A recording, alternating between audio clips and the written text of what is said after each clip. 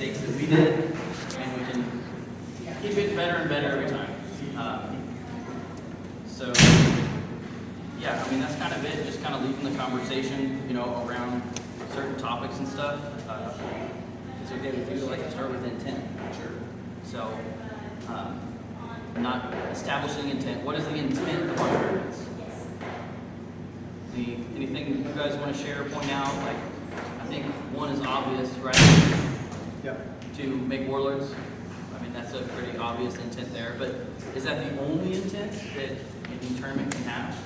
I like when I run tournaments to get everyone to fight as much as possible.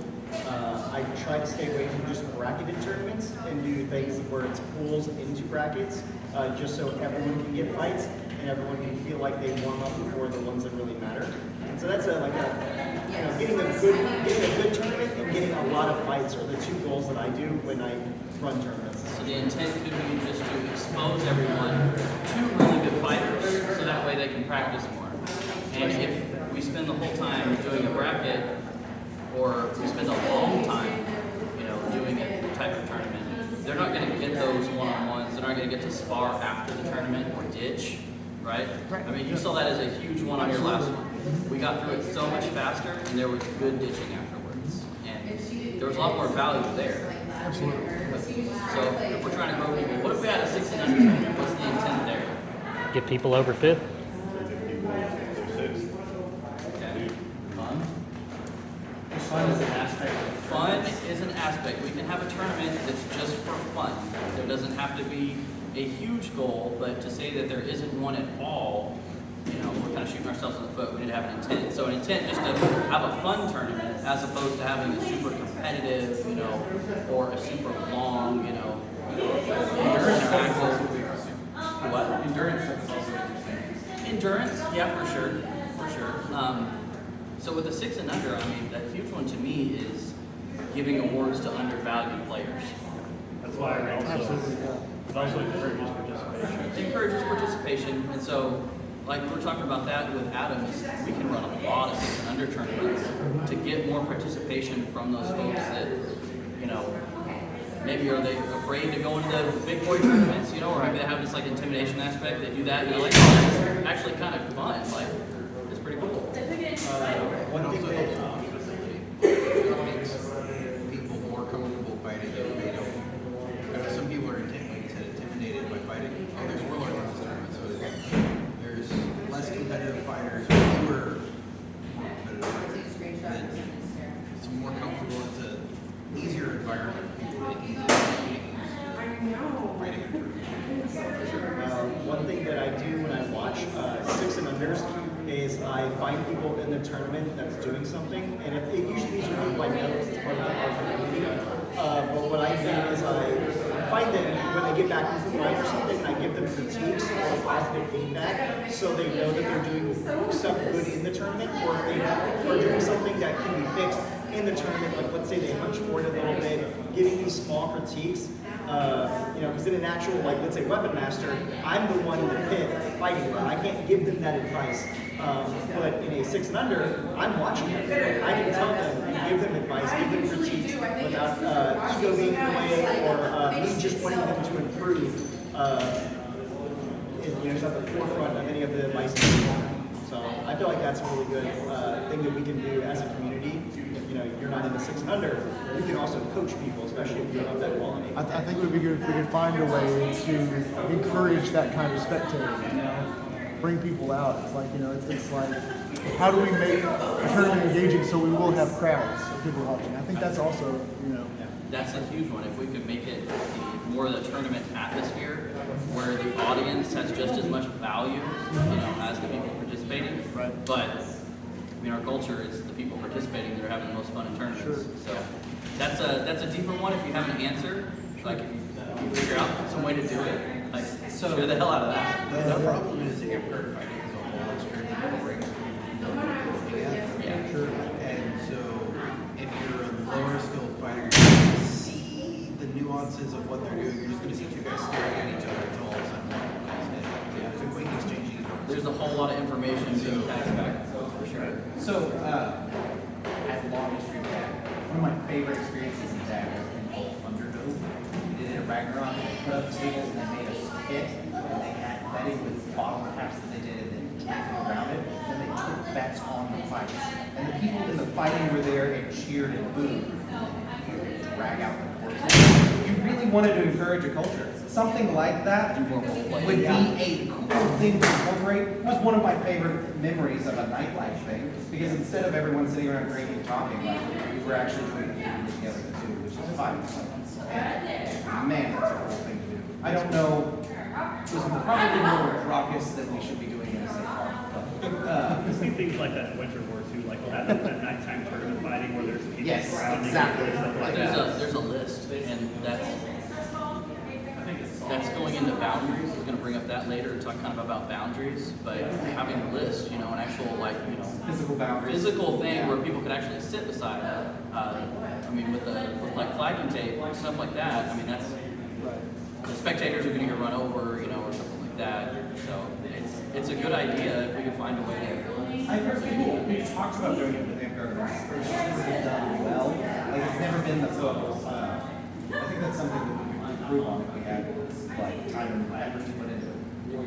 I mean, I like the idea. Okay, so I was actually going to say we could make it more fun by role playing and by role playing it up a little bit, like having like a ring of people around you, actually with shields, like making noise, like doing stuff.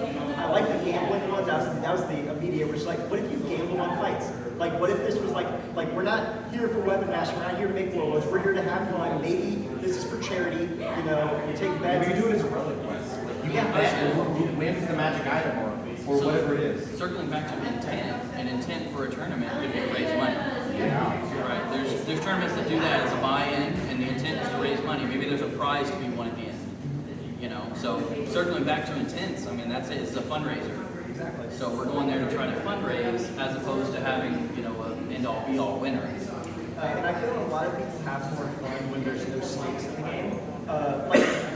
I don't have any stress when I'm in a tournament and it's just fun. Like we're here, like any of the the ditch tournaments I've done, any of the group fighting, go out there and have fun. But when it's 4 points and it's like we're there to like win, that's when it's like, okay, you know, I'm not here to have fun, I'm here to win. Whatever. So back to intent. Like you remove the you remove some ego aspect of it, making people be stuck. It's not fun. Maybe it'll be fun for everyone. So on those ones that matter, which ones are those? No? Like what are the ones that are the ones for the warlord, the ones that, you know, are for that winner, that define the winner? 8, 9, and 10. Major kingdom level tournaments.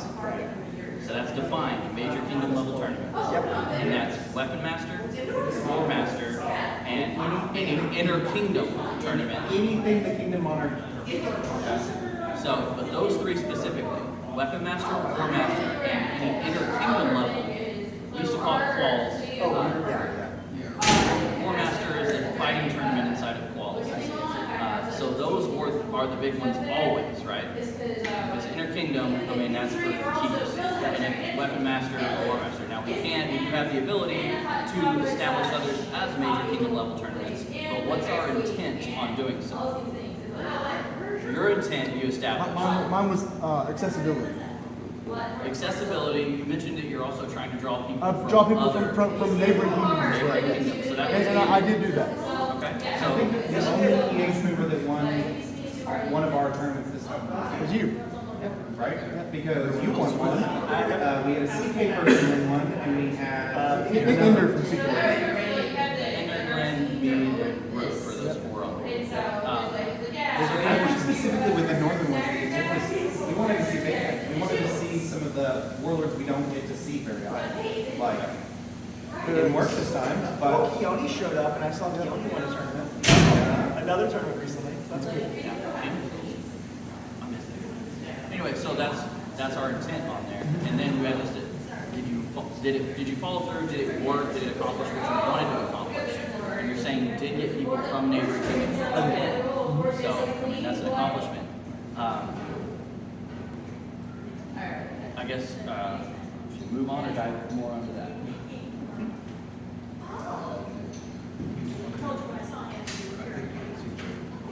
So is more better? I guess we'll go back to that one. I guess to kind of do it. Is more better having more tournaments on there with the intent not of the quantity but of the location being to get people. So quantity wise, what's the intent for quantity? It seemed as though it was the underdeveloped, under-awarded people, right? That's what it was.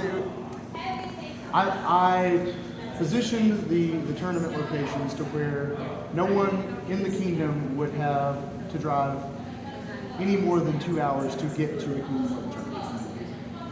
So no matter where you are in the kingdom, there would be a kingdom level tournament within 2 hours of you during this ring. Did you determine where you're putting stuff? Where is the next rank's going to be? Next weapon master will be, I believe, Midnight Sun. Is it Midnight Sun? Could be wrong, though. It is. I was just like, Grand Spot will support you. And then War Master will be in Redstone. We're going to do something with wetlands. It should probably be a wyvern's keep. Wetlands will support you. Grand Spot. I'm not going to be in charge. It's not my problem. So intent, location, with intent to bring in other people, that works on it. As far as developing, awarding under-awarded players, I feel like the 6 and under is the way to go to get that. Yeah, Like if we really feel like there's a lot of people that are just not awarded, let's host more of those guys to get those levels up more where they should How do you be. feel about duchy level stuff? Like, I think that's also another place where you can get, and we have duchies now located in Arkansas, Oklahoma, and Texas. Like, if you want to go and win a duchy level tournament, you can, and it makes some of that less upon the kingdom's burden to do stuff. Like Stormgrove is pretty good about having attorneys. I've been to a duchy level at Stormgrove. We consistently Couple- have at least 3 or 4. I think I've been twice now. Are you awarding your players when they play something? Absolutely. So I will mention as well, the way we treat it is we've got our weapon war master just like the kingdom does, where you can earn up to 7. But typically we do an additional tournament that is for 3 members because we're trying to do the purpose of getting those underwater players that Oh, yeah.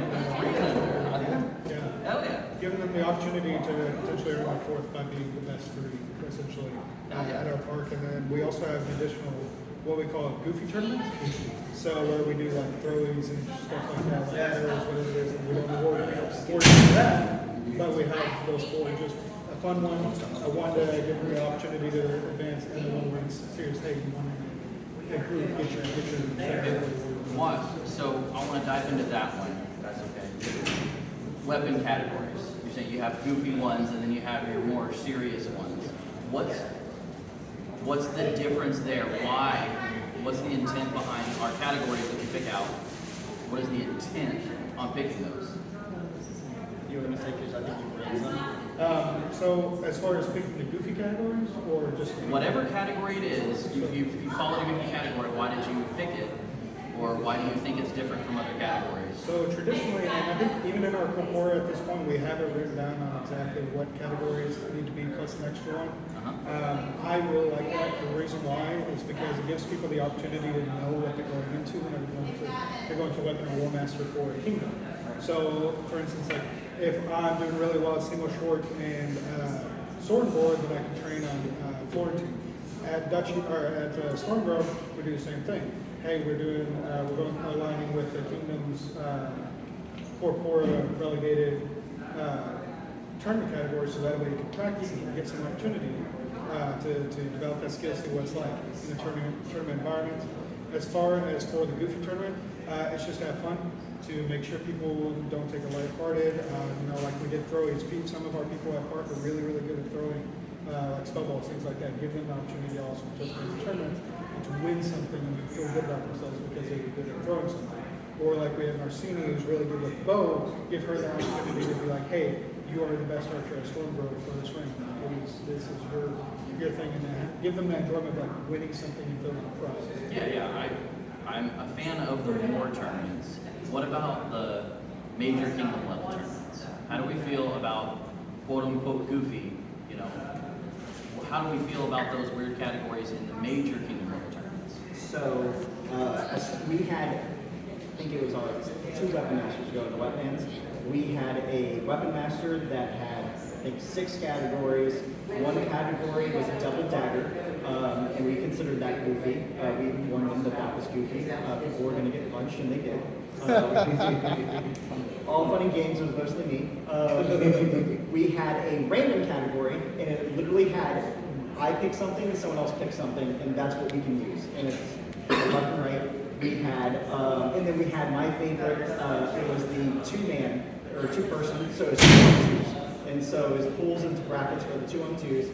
I will say for double dagger, that's less goofy, but it kind of is. But I think the intent from our champion there was to have funner weapon master and to like throw some random stuff in there, just to really prove like how good are you at actually the basics and learning how to fight. And then the teamwork one was, or the two-person was for teamwork. Absolutely. So I actually really like teamwork tournaments. We've actually been running more 2 versus 2, 4 versus 4, 5 versus 5 in the wetlands, and they've been pretty fun. And I think we actually have one at this event, 4v4 bridge tournament too. Which I'm excited about. So what's the intent behind either the categories or the multiple people? I do feel like the multiple people are teamwork, and I feel like that has actually started us having Wouldn't that be more conversation. under battle though? No, I don't think so. I don't think I specifically. think that also is going to be determined by who's awarding the champion of the honor. Like, I look at that like, that's weird. I would think a ditch tournament would be battle. Like, I would agree firmly, but that is not the when I've gotten pushback on that. Like, and I think that It's conversation. if you want to go out there and you want to go show off your skills in a ditch or a militia game, I think if you're really good at it, that should be worthy of battle, in my opinion. But I'm also not going out and running those tournaments. But I saw a lot of people have fun in the one that was in Wetlands. So, like, and I will- not the ditch one, what was The it? 2v2? No, it was the 5-man team. The 5v5. Yeah, that was Yeah. like I will say, SKBC did have a team fighting class, and I didn't see any spellcasting class at SKBC, so, yeah. I mean, take that what you will. I think that there is value in tournaments that are quote random or goofy. And well, of course, in the it's fun or whatever, but also I believe that it is important for fighters to be versatile, fighters to be adaptive. You know, because sure, like you can practice what you practice over and over again, and it's you're fighting like a mirror or whatever. But like when you fight something you don't ever fight, you see really where okay, well. How do I fight out? How do I think out of the box? You know? Yeah, there's definitely value there. So it goes back to the intent. If our intent is to create warlords, then we're doing something where we can actually prove a skill. Right. Prove a specific trait or something. If it's random, to me that's not proving that this person is better than the other. Maybe they just got lucky. For instance, like a weapon drop one or something like that. I think Is the intent to produce a warlord? And if it is, how does this help with that intent? I think every fighter fights different. I also think we should look And at fighting in styles that you're not used to shows your adaptability I to agree. fighting in new kinds of styles. So I preach because I grew up with the 16 category 2-day weapon master tournaments. So I was the one who could win those oddball categories and then would lose the single sword and the sword and board, but I was up there. I also think we should look at what AmpGuard as on the national level has done in the not recent but semi-recent history. They put a lot of effort into changing order to remove some of the topics. I think these random things that are going out there and encouraging people are going to take some of that out of it. I don't think our kingdom has made any warlords except Ice is the most recent one, right? I don't think we have had one where you have one. Yeah, those are our last two. I don't think anything is even come close. Since Albie. Albie was before that. And Albie was the first one in the decade. Right. Like, so. At the beginning of that decade, we went to Red I think our last photo was Glenn, I think, and that was before I started the game, I think, which is like 7-8 years ago. So I hear you, but also like if we want people to participate and enjoy and grow, and you be able to say, hey, that person's good, we should work on them. We gotta have a chance for them to come out and enjoy it and do the thing. And I think growing those lower level people into a comfort level with, I can go to this tournament, it's not gonna be taken like as a, you know what I mean? Like it So- might grow that top of. So, that right there, but before you, I'm sorry, is I feel like the culture now, our fighting culture is so much better in tournaments than what it was. EH specifically, like, where you guys were around, there were some You know, just slugfest, grudge matches, just, you know, it sucked. It wasn't me. I wasn't winning. I was getting my ass kicked. I think there's something you should know. That wasn't before I was in.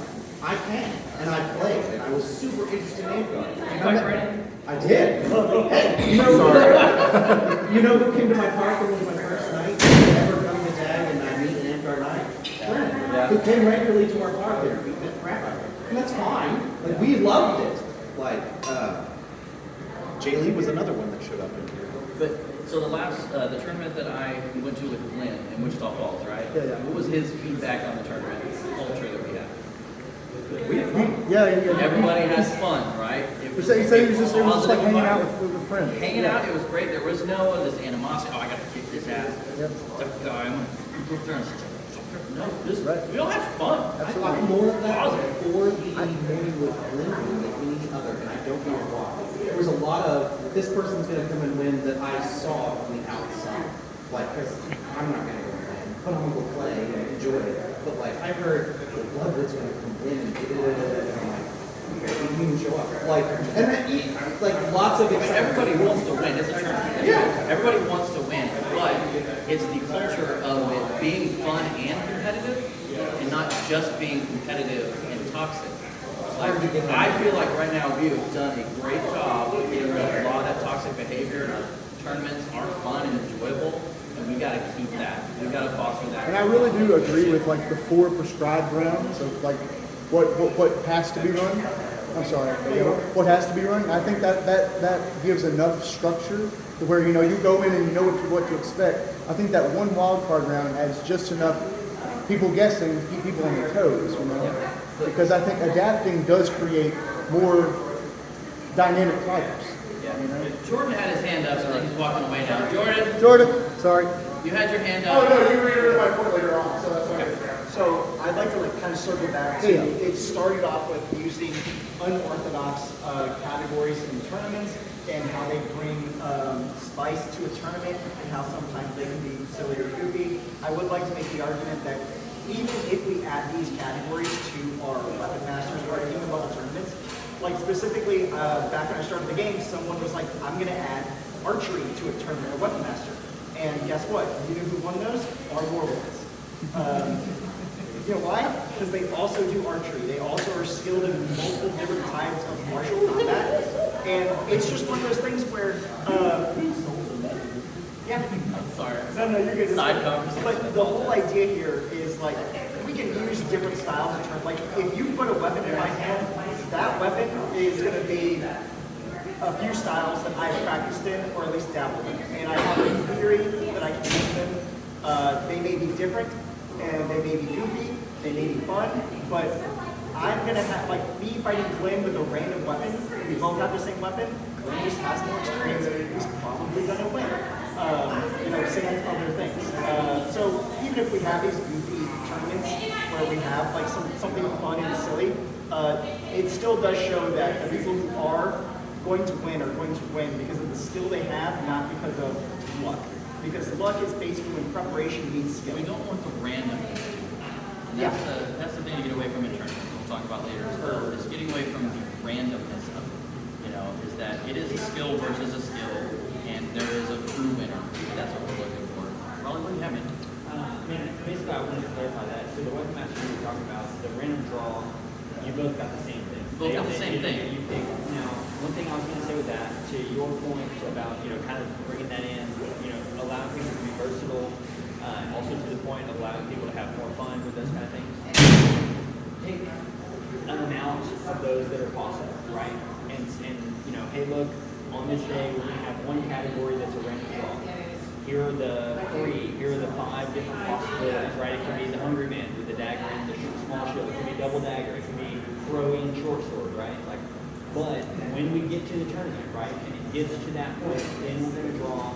You're going to have to do it that day, right? You don't know which one of them it's going to be. Everybody's going to have the same thing. But you know ahead of time what the possibilities are. Exactly. So you can bring the equipment. And the thing with that is that you allow the fighters, the heads up of okay, these are the kind of things we're looking at.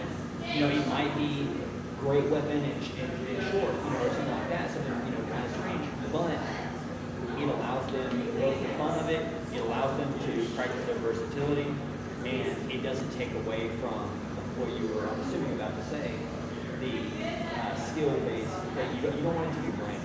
Like if I draw a dagger and Yeah, so and someone else draws a pole, well, I can kill a pole every now and then with a dagger. It's not impossible, but if they just murder shot me a whole bunch of times, probably some of it's going to get through. It's like you don't want that.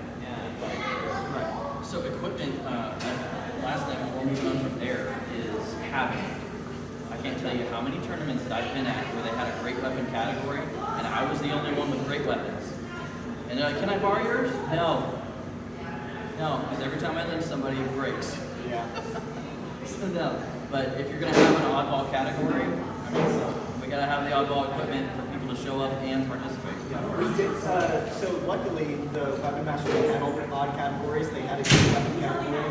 They actually brought great weapons, like the big brother bought, or the tournament runner brought great weapons, which was great. But that was the first time out of the 4 or 5 great weapon category tournaments I've had where that has happened. Yeah, so that's super important. If we're gonna have these equipment categories, we gotta bring the equipment with us. We're running the event to have people that don't have such. I did bring daggers and small shields to the tournament. Yeah, you brought daggers and small shields for everybody that didn't have it, And that's it. a part of that thing is communication. I mean, like if people know 3 months in advance and they're reminding, once a month. Even still, you're gonna have people that show up to the tournament that want to play in every category and don't have the equipment to do so. And that's not right. Like them not owning the equipment. Absolutely, one thing, no problem. Right? Like I'm not gonna like price someone out of the tournament. But if I show up to a tournament that I've responded going to for 3 months, and there it has been said there's a great category, and I go, oh man, like I don't have a great. I'm not in that category. In my opinion, that's on me. Yes, in your opinion, yes, but we want, as the people running the tournament, to make it the most inviting, and the most accessible. So yeah, do you have anything else for equipment? I mean, Hey, so no tower shields, right? We all agree? Yeah, Great. hard rules. Yeah, no. Flails are fine, but let's keep it simple, guys. If I see something like this big, I'm gonna wonder if it's hurt you. Who did this to you? No, it was the not hurting him with the tower. Yeah. What's the guy out at GS that does it? Too long. I don't think he's doing it just with the tower shield. The dag guy. Not worried about it. So the next thing that I want to dive into, and it's kind of nuanced, is seating. Raise your hand if you know what seating means. You know what seating means? Everybody kind of knows what seating means. We should let the class know. Okay, yeah, we are going to. We're gonna dive into it because intent, right? So, in seating is just when we put the names into the brackets. That's the seating is. Now we can do that randomly, which is bad, right? Randomness is bad in tournaments.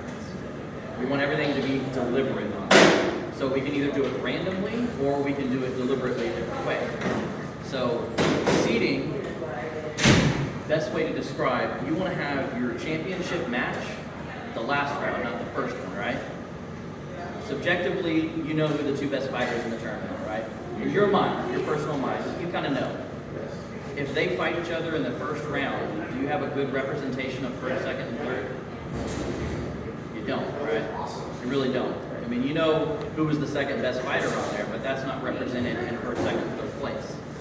So we want to give the most fair tournament possible, and we want an accurate representation of first, second, and third place. Fair to say? Everybody agree with that? Yep. Okay. Everybody agree? So how do we do that? How do we see that? Okay?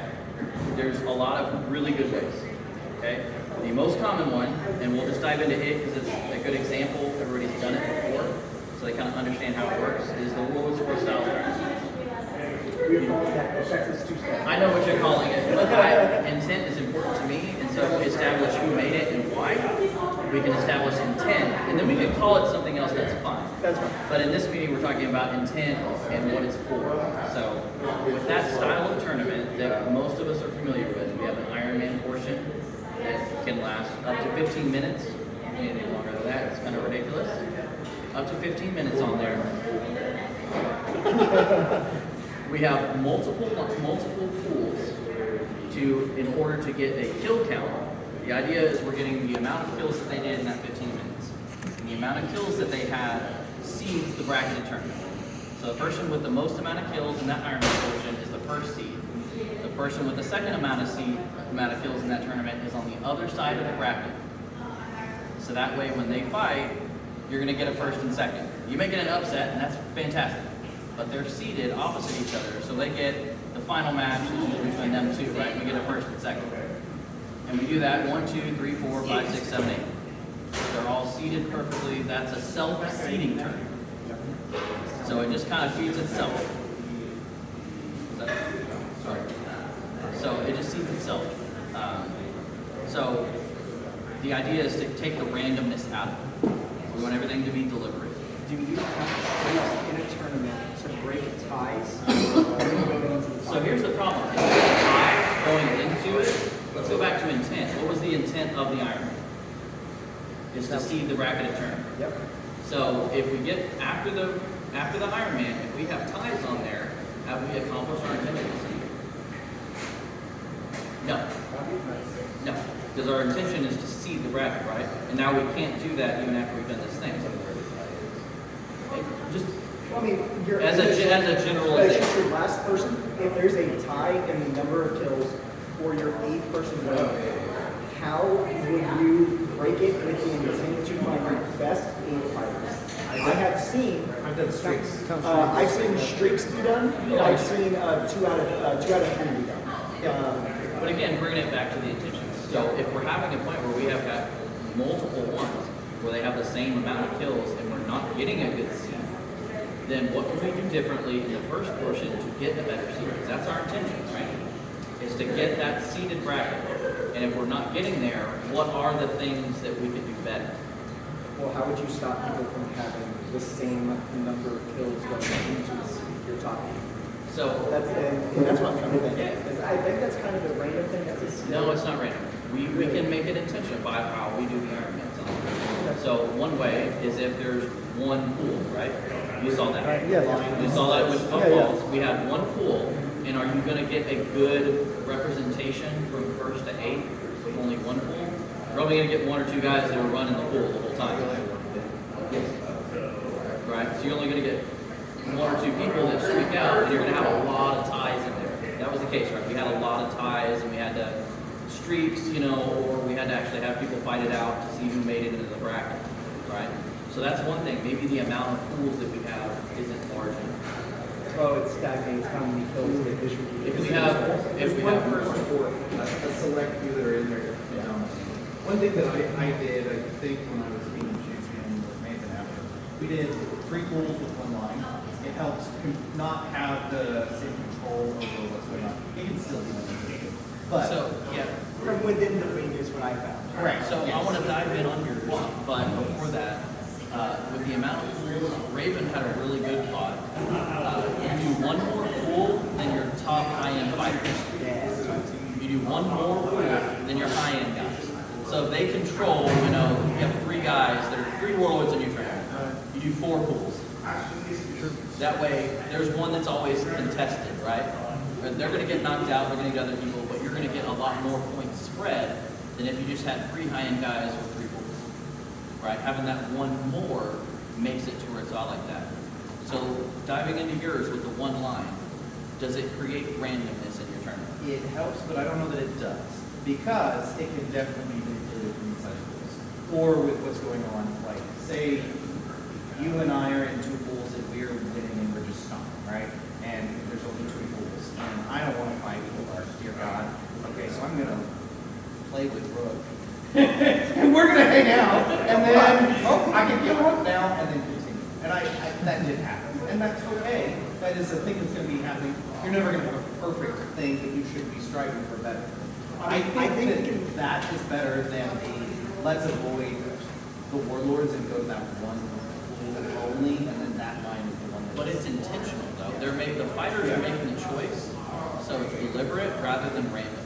Well, you I will don't have say, to- because the you don't have to do randomness- either or. You can do that too. You can still have one more pit than warlord, still do one line. And so what Yeah. happens in that is you still have one pit that doesn't have a warlord in it, guaranteeably. Yes, but you're they still don't having the know randomness. that. I mean, I was gonna say, we can remove manipulation of the line from inside the ring by putting up walls. Come on. So no one sees who's in the ring. That's a little much. I like that idea. So does Ward. So with one line, you create scenarios like that where we can sandbag it, right? And benefit themselves. If it was every pool had a line, then you're wasting your own time. Yeah. Because you're on the clock trying to get as much as you can.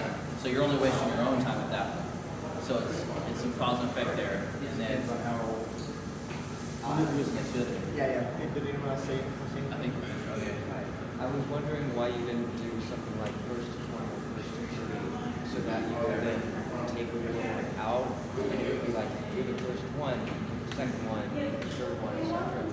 That then lets everybody else play more, and not just get beat. It's because you want to stack them by their number of kills, because you want them to see themselves. Every person who got 20 left. it would accomplish the seeding, but is it could it be random? Like, could they have gotten, Just got so here's the situation that happened with that, okay? We had a person that streaked 26 in the pool, first seed, went to the bracket, fought the person in 8th place and lost that bracket. That really happened because of the randomness, okay? We have one line, we have multiple pools, so you can't pick where you go. So that person got really lucky a lot of times in a row and streaked a very high number and didn't fight any of the high-end fighters because they got sent to other pits. Okay? Does that make sense? So we want to eliminate the random possibilities like that. If the fighters pick where they go, it's not random on our part. They're making the choice. If they choose not to go to that pit, or they do, I mean, the results are there and they're deliberate. When I started fighting in wetlands tournaments recently, let's say maybe 4 years ago, I guess, they started going from one line, or they went from pick your pit to one line. And actually, I like the pick your pit ones because if you ever saw, like, it'd be like Jay Lee and Glenn in a tournament, right? And there'd be 4 picks. And guess what? Jay Lee will be fighting the same 2 people over and over again because only 2 people go into his line. Versus Glenn, who has a line of 87, and then the 2 other lines, good even picks. And every time Glenn died, he would go to a new one, whichever one's lower, and to rack up more kills while people were in that line. And I always thought it was interesting. I don't, and that's the thing, is I don't necessarily know if that gives you the best fighters.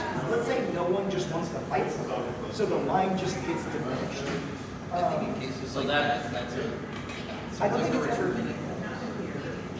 you kind of have to pull. I mean, even if you have 2 pools, let's say it's between fighting Glenn and fighting Jay Lee. Someone's like, I don't want to fight Glenn because that's a for sure loss. Everyone goes to Glenn's side. But they're getting, Jay Lee's getting those 2 people and fighting him over and over and over again. So he is racking up his kills. Nobody wants to fight him because they perceive him as the best fighter. The 2 people, he's just going back and forth and racking up his numbers so he gets the first seed. It's hypothetically. It's on purpose because they don't want to fight him. Well, like hypothetically, if you were given this option as a fighter, no fighter chooses the ring with Jay Lee. Fighter number 1. Hold on. No fighter that is there to win at foreign orders of the war. If there are fighters there to fight fighters and their goal is to learn, they are going to pump them, which is a thing that I have done specifically because I don't necessarily go out and get time with those warriors. And if I want to go fight them, that is my opportunity to go and learn. And I will have demanded time to go and fight that war. Are they going to get my ass? Yeah. So that's back to the intention. Yeah, the second place guy in his mind is not going to go up against the first place guy every time when he's trying to get a good seat. Right? He's going to go a different one. And that's why having one more, helps to solve that problem. Who has a hand up? Problem. I think the way that I've seen this solve that is if you have multiple lines, basically you have the line 13, right? So you have line 1, 2, line 2 is win, line 3 is you, and line 4 is your, okay, you don't have another war. If a person who was in the first hit dies, they go to line 2. If they die in that one, they go to line 3. And so on, and it's probably do that. Essentially, they can't, like, they're going to go through all of the hits regardless. So, like, if Jay Lee goes out, right, he has to go back through a different line. I understand the process. How does that help the seed? Because of course, the good people, the warlords, who fight everybody, so they're going to win because they're already the best. They're going to be, the top. It also presents the opportunity for other people to get that on, or to fight in it as well. Because with the, in my opinion, with the other one, that fight at the roots where they have there's two lines, 2 hits. And it's the newbie that wanted to fight, I think it was you, every fucking round. In my personal opinion, like, that's a little bit as well, because like, I'm gonna fight the warlord, I don't care about fighting something else. That, like, we're not talking about finishing skill or whatever it is, like, So the intention for you to spar and fight with the warlord. That is definitely. But that's not the intention of the tournament. Exactly. Right, but I'm saying that my intention was to mess up the season and the scenario. But now I'm using somebody. But we can't necessarily control the intent of the people. But you Yes, can't- but it's theirs, right? And if they do a thing, it's on purpose. It's kind of my point. So, point back on yours. You're talking about the rules. Seeding doesn't matter to the person in first place. The person that's going to beat everybody beats everybody in their first place. Doesn't matter. What we're trying to do is establish a good second and third place. Because it's important. I can make an argument that there's been tournaments where I had placed first in the individuals, but I didn't win the category because he would have decided he had enough players to be slow. And I decided, I just wanted to stab at it. So to be fair, there are situations where the number one person in the pool or in the bracket isn't necessarily the best fighter. But that's happened multiple times. That happens on there, and maybe that was intentional. He didn't want to blow out in his endurance and the seating portion because what really matters is the bracket. It's really fun because more up-and-comers I've seen have that mentality where they don't want to drop themselves in the pool for the brackets. So I see that a lot. What is You have to focus on your That's more of a fighting side. What you're talking about, that's a little bit more the fighting side. but it's consistent. I think, like I've seen it happen. So, I'm not going to go playing like that. So, short periods. But you don't it's me so long when I ask you to go and then say, I have enough kills to finish it. No, we're not sure about hits. There's less time for people to have that. Time-wise or line-wise? Time. I just wanted to clarify. I agree 100% on that. So no 30 minutes. Again, what's the intent, right? If the intent is to seed, your top 8, does it really need to take the 30 minutes to do that? Is it possible for you to seed your top 8 fighters in 5 minutes? Is it possible? I think it would be the number of people. It depends on the number of people in the tournament. And the number of people. Because if you have like 5 people, yeah, 5 minutes is perfect. Okay, if you have enough hits, Okay, 5 people. so here's the change in the conversation. Kuso did it in 0 minutes. Kuso did it in 0 minutes. I said, can you seed a bracket tournament in under 5 minutes? Yeah, absolutely. So But there, can you see it correctly? Is a different story. because there's lots of ways to seed, right? Is the Warlord Sports the only way to seed? No. So if we're consistently like running these like 25-minute hits and everybody's fast and there's no sparring afterwards, we're losing that culture, there's no ditching afterwards, the fighters are having less fun because it's so long. Maybe shorten the bit, or maybe just try a different version of seeding. His last tournament, he seeded based off the words of the word. Very simple, fair, you're done. Bracket everybody seed based off words of the warrior, you're done. Well, and which is, are people awarded?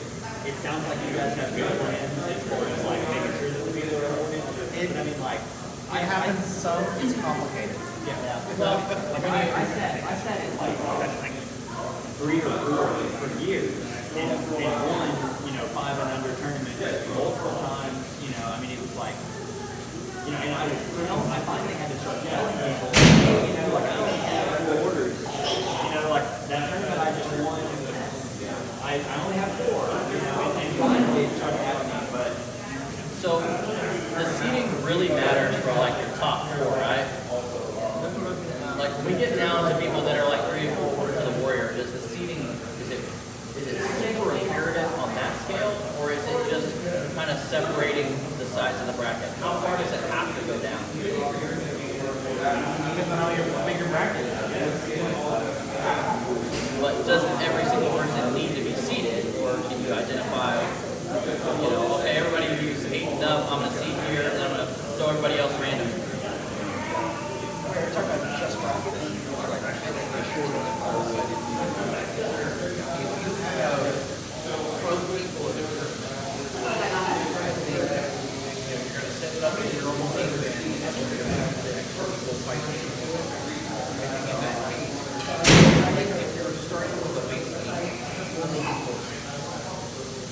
So you take the top 4 people that have the highest on the board, and those are your top 4. So my point on that one is to, not to call you out, Eli, but you ran a tournament, you seeded based off orders of the warrior, but you had every single bracket was exactly the same. Because it was a perfect seed based off orders of the warrior. Every single one was there, right? And so every category you fought the same person in each one of them. Is that necessary, or can we just seed the top 4 and have different brackets every time with everybody in the middle? But doesn't that randomize it? Are we not randomize it? But there's you need to change it up because if you have a unified your tournament, you get to care about every single tournament in the world. There's no way to unify it. I've had that. So you need to change up the bracket each time. You take your 4 seeds and then you basically To circle back to intent on there, just a second, circle back to intent. What was the intent of the seeding? It was to get first, second, and third, right? Yeah. So if that's our intent, then yes, we can randomize the stuff that's lower on there if our intention is getting a true first, second, and third. Are we making the assumption that our top seeded are the most likely to win their tournament? Yes. The point of it, no, it's not even hope so. We just want to make sure that we set up, you know, a good first, second, and third. Arguably, what we're doing is giving them an advantage by doing that. Everyone else is random. They have a set, well, not necessarily, because they're actually fighting random there too. And I think it's also good to randomize beyond your 4 seeds. You don't want to give your fighter randomize it, and then you have people more middle of the pack hit one on the warlord and cause an upset. And that's okay. Yeah. We want that, we just want a true representation. If there, so we see it out this way. If there was an upset, this guy beat this guy, and so now he's second place. We feel like that's a true representation of second place. Because he beat that guy, he upset him, he beat him. So yeah, it wasn't just the paper that got him. It was a true representation. So that's back to that intention. So we've been talking about seating, and I have a long history of running dagger tournaments. One thing that we would do with them is, you know, have your pools, so we have not, they've actually adapted. But one thing that we would do is we'd get everyone in a line, and then you grab your weaves and you go, okay, you two at the ends and do this. And then you watch the line see itself. Because they go, I'm good, I don't want to fight them, and they move and they see themselves. Which you do the first time, you see how it goes, and then you go and set up a different. And then for the next, because you're doing multiple tournaments, you go and go, okay, so we did this and we did this, and then we watch the fighters and we see what they're doing, and then we see them by how they participated. I don't even think it's bad to subjectively just seeded. Like you look at it and go, You look at the top Tiller's 4 good. people and you're he's like, not, I know he's these fine. are my top 4, and so you can subjectively seed it. I know I talked to Cusco about it. He felt uncomfortable because he didn't know everybody as well. I mean, that's fair too. But I'm okay with subjectively doing it. Just being honest. I'm subjectively seeding these people. I know that these are my top 4. Boom, boom, boom, boom. I feel like it would encourage, I could be wrong, but it would encourage like more of like a malicious environment. Because if I continue to join in this tournament because I want to get into the tournament categories and all this other stuff, and consistently just looked at as, oh well, he's 8 seed because he's not as good as these other people. Starting from the get-go, it kind of sucks. Like, just be like, every time I'm fighting the best fighter or the second best fighter or the third best, it doesn't really like, it doesn't give me that want to come back and go, I want to fight somebody that's equally, or like equal skills. Whereas with the pit, personally, I think you get more of that. You know what I mean? Yeah. Is it always that? No. But at the same time, maybe that opportunity to find somebody that's if you bracket from the beginning, they're not going to get that unless it's randomized at the bottom, sure, but it's also like, okay, at the end of the day, you subjectively look at people and say, you're 8, you're 1. You're 8 person, okay. I don't think that if you're doing subjective, that it has to go that far down. Like you're talking about, like 4, like just to get the high ends on opposite into the bracket, so that way it's a good representation for second, third. I also think that you have variety. So one tournament you do this way, and another you do a different way. To prevent that problem. Having different tournament styles is actually really fun. Jay Lee, he was running tournaments constantly every time he got on the board. Yeah, I want to pause on that one. I want to dive into it. What were your? I think maybe in that situation where it is subjective and you don't know people how to seed, that's where I think writing down your orders of the warrior and just go, this guy's a 10, this guy's a warlord, I know how to seed. Alternatively, you could ask your warlord, like, who's your top 5 fighters in this kingdom? Yeah. They should be subjective. They should be subjective. They should know who the high ends are. Yeah. Like, they should know. They should be that's literally their job, is to know who their best fighters are, if they're active, and be able to give you that information in a subjective manner. I agree. So you're talking about Jay Lee. Did you run a Swiss style? Yeah. Okay. Okay. Would you expand on that? Like what it is? What it is, how it works, success, failure. So you just have one big line, and then you fold the line, and the ends fight each other. But it's not like what you were saying, where you like mix and match the flag. You two on the end, go fight each other. You two on the end, go fight each other. You two on the end, go fight each other. Over and over again until you get to the middle. Then, and he was doing double elimination Swiss, and so all the losers over there, all the winners over here, and then do it again, over and over again. And the losers, like if you're in the losers bracket, you stay if you win, and if you lose, you're out. You leave the tournament. It runs really fast. No, that's the Which one's that? Atlantean speed tournament. Oh, that's Atlantean speed tournament. Swiss, I think, is when you My fight bad. every single style and you do round robin. It's like a really big tournament. So Swiss style in chess, because if you win one match in chess, that doesn't mean you're the tournament winner or you're better than that guy. Yeah. Right. So they have to have a tournament that's fair and really is a good representation. And so what they do is they have it can even be random in the beginning. Everybody fights one person. So now you have it's split 50-50. Everybody's got one loss or one win, right? And all the people that lost fight each other. All the people that won fight each other. Okay. Now you have people with 2 wins, 1 win, 1 loss, 2 losses, right? And you keep having them fight against each other.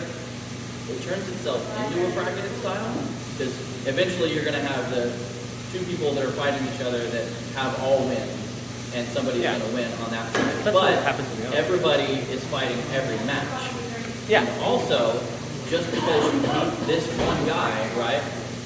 What I like about the tournament is that you can, in that style, you could be better at fighting everybody else than that one person is. Like, I can't beat Termis, but I can beat more people. He lost to this guy, and I can beat that guy.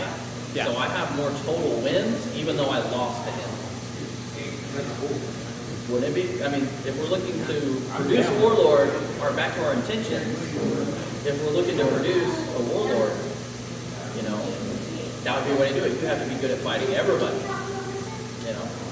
So I like the Swiss style. They did it in chess, but it's super difficult because you got to constantly. Everybody is fighting every round. feel like that's Everybody fighting at the same time, for a over and over again. instead of a goal. I feel like there's a good tournament for an event. Do this larger numbers. Like instead of saying this is the day that we're doing the tournament, let's show up with Sparkle and do that. I feel like if we said, hey, Saturday at Endreign, we're doing this for 2 hours or whatever the time frame is, I think that would be a good location and time. I was actually going to say, that's kind of why I like the Warlord Sports Texas two-step. Terminus two-step. No. So that's why I like Terminus the two-step still in there. What it does is, like, if we have Yes, 15-minute pools and we have 4 categories, that is what, an hour worth of pools. And so that means that everyone gets to fight the pools. That's an hour worth of fighting. Everyone who didn't make brackets in any of those can go off and do something else and have fun, go ditch, go fight zero. And then the top 8 get to then sit around and fight each other because that's the ones that kind of matter.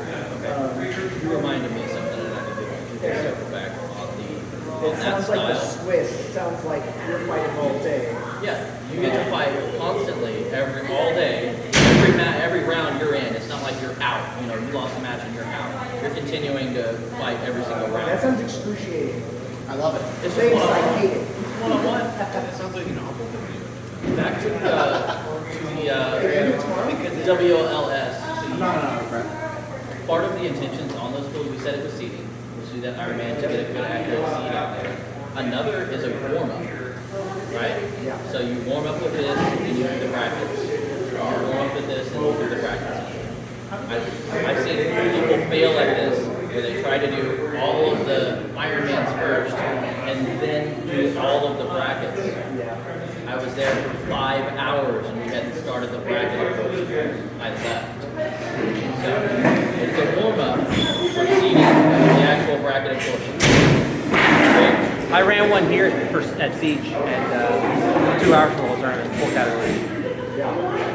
I mean, it's a common one because it's self-seating, but as we learned, there is other ways to seed. So long as it's not random, it's positive, right? And let's take some lessons that we've learned, some stuff that worked and some stuff that hasn't. Did you have anything you want to add? I like the way that they do the tournament, the analog stuff. Yeah, pools. Yeah, I like that way a lot. And that was kind of like Those are- what the Warlords how like where Sort they of seated? it. Yeah, it was part of the They warm-up, put but a also roller in. to cut the chafe. Like they're trying to get rid of the low end so they can just finish the tournament faster. Because Well- there's hundreds of people in that tournament. They need to get rid of those quickly and then have the brackets out and finish it. I think one of the awesome things about Warlord Sports and MPOP style tournaments is that you get to play for most of the tournament. Everybody does, right? I spent a long time as a bad fighter. It was really nice to be able to fight in the tournament for a long time. Be like, all right, I guess it's over, but we are all done at the same time. Cool, let's go play battle games. But before, it was just like, oh, single elimination, single throw, all right, I'm dead. I guess I'll wait 20 minutes until this bracket's done before my next fight, which is single elimination, single throw. So we're back to 2002. But if we were able to do the tournament faster, get those actual fights and engaging after the tournament too. Yeah. So there's some Yeah, I'm just saying, like, you want both because the game's got to be inclusive. If not, you're not going to get new blood. Is there anyone in this batch who's planning on doing that tournament? I'm already in it. Last thing that I want to talk about is boundaries. Okay. Hard and soft boundaries. I'm serving food. Oh, I'm serving food. Okay, any thoughts on hard and soft boundaries? Okay. What's the intent? Give them an area to fight in. I don't Are they think. there for that? Well, I mean, personally, I like the idea of having a hard boundary and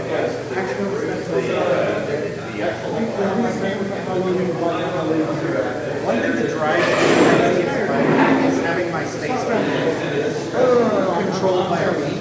I want to push in the corner and I want to lock the other, and the read wants to go, help reset. I'm like, I work to get them there, I want to control the space. So, Which is a thing that happens. part of the intent is creating warlords that learn how to use terrain and footing and, you know, be able to control space as well as in fight. So, I mean, that's important. Having a hard boundary really does add a whole another level to it where you could win from that leading of the stage versus you getting that win that you're really proud of. You know, I juked him out of his shoes and stepped down, so I won. I don't know any. There's no combat like sport kind of thing that doesn't have some sort of boundary. So you definitely got to have some. There are some with hard boundaries, but most of them have soft. I mean, I guess like boxing and MMA have a hard boundary, but it's like literally an obstacle. So it's a little different. Yeah, and it's really big. Yeah, it's big. So I think I don't mind having soft boundaries. I've won a tournament because of hard boundaries. It was hilarious, but it wasn't like great. So. Well, what's the intent of the soft boundary? The intent of the soft boundary is like, hey, don't go too far out. Like, it's to reduce kiting. And if you leg somebody, they can actually back you into a corner. They have some sort of, it's not just you backing up. That's it. Eventually, I outrange you. But if I can actually just defend myself, you into a corner, now I can fight you. It's a little different. I think the strategy to it is different, and there's more variety in strategy when you're talking about having any sort of boundary compared to having no boundary. But if everybody's there to fight each other, so you're running away. We're concerned about somebody just literally running away from the fight. Yeah. Right? That's what we're concerned about. Most of the people there are there to actually fight it out and, establish a footing, that's an advantage, and get the kill. But we're afraid that some people might run away. Right. It's going to make it longer. I know multiple people. It's a matter of logistics, honestly. Well, it is logistics. And it's a time thing. It is logistics, and it's a time thing. Right? I think we might need to give up the space, but I don't. Yeah, I want to try to end it. I was gonna say, like I do, like for SCA, they do regular fencing, and a lot of that stuff is footwork and backing up. Like I cannot tell you how many times I've chased someone here to there, but the whole time we're fighting, because it's all back and forth stuff. And Endreign's a little bit different. Like a lot of the times, I'm really good fights. Like I fought Glenn in a rain, maybe the size of this room, a little bit smaller. And like we went around the whole thing. And so having a hard boundary would really suck if I accidentally took a step, he accidentally took a step, and he got called out, even though we were having a really good fight. So I think that it's work on the classes for running a tournament. I think it's work on the person running the tournament to try to set up a harder soft boundary. And in my opinion, it's not necessary. I think that a reef could very easily solve that problem that we're thinking of. If somebody's our good fighters are fighting each other, and they're taking advantages, and they're using footwork. If somebody's literally just running away, you're leg down. Actually, you technically should say, hey, you need to engage or you're going to. We can't force people to do what we want to do, but as a reef, if they're going to consistently try to draw out this tournament and not fight who's here for, you're leg down. I think it should be much more, like I think if someone's actively running the timeout, it should be a harsher penalty than just a leg. It literally should be, you're discouraging this behavior, you are dead, goes back to line. Okay, So I think that is a personal preference. I think the problem with stuff like that is that you are giving the reeve a lot of credit that the fighters might not necessarily be giving. It's the same thing when we were talking about subjective, like just deciding who's in the brackets. The problem is that's really good for people who know what they're doing and are willing to do the right thing, but it's really easy to take advantage of. And the reading thing's really, really easy to take advantage of. Because I'm the read, what are you gonna make me do? Like, you can't do anything about it. You can complain about it later. Yeah. Like, so the problem, and it's not even that it'll happen, it's the perception of it. Like if people think, oh, that guy's only helping that guy because they're company bros, or that guy's only helping that guy because he hates me, like suddenly it becomes a big issue. It becomes more of an issue than it should have been. When you could have just ranked people based on an objective thing like warriors. What are warriors? I don't care. Because it doesn't matter. It'll work itself out in the wash.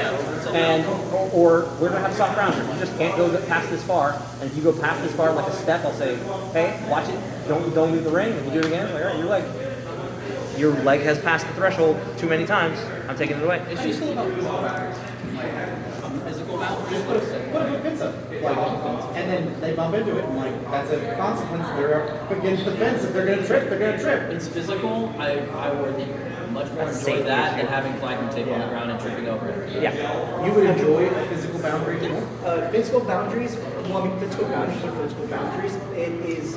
It's just like an MMA fight.